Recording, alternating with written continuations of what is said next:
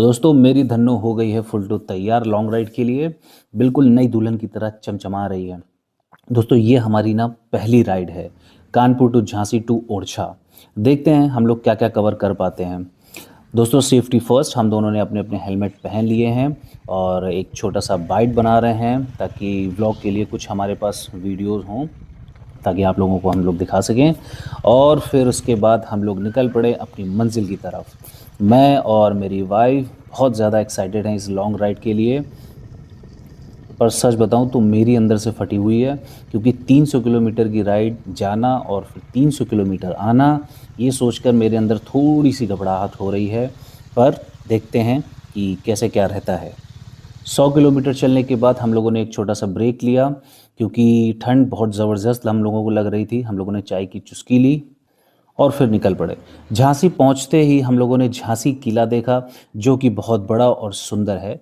ये है कड़क बिजली, जिसमें आज भी एक गोला फंसा हुआ है, पता नहीं किसके लिए। फिर उसके बाद व्लॉग के लिए हम लोगों को थोड़ी बहुत एक्टिंग करनी थी, तो हम लोगों ने स्टेयर्स पर बैठ करके थोड़ी बहुत एक्टिंग करने की कोशिश करी। एक्टिंग है। हाँ भैया, एक्टिंग ही है। फिर हम लोगों को चुल मची थोड़ी सी और फिर हम लोग चले गए महल के बिल्कुल टॉप पर। वहाँ से दोस्तों क्या नज़ारा था, पूरा शहर दिख रहा था। सोचो उस वक्त कितना सुंदर दिखता होगा जब आसपास पूरी ग्रीनरी रहती होगी, यहाँ दीपक जलते होंगे, मशालें जलती होंगी। सच में बहुत ही भव्य और बहुत ही सुंदर दिखता होगा ये महल। अब दोस्तों निकलने की बारी थी ओरछा की तरफ। ओरछा पहुंचते ही हम लोगों ने जहांगीर महल के अंदर एंट्री की, जहां पता लगा कि यहाँ पर किसी बड़ी मूवी की शूट चल रहा है। शूट सुनते ही हम लोगों को वापस से एक्टिंग की चुल मची और हम लोगों ने कोशिश करी कि फिर से हम लोग कुछ अच्छी सी बाइट बनाए।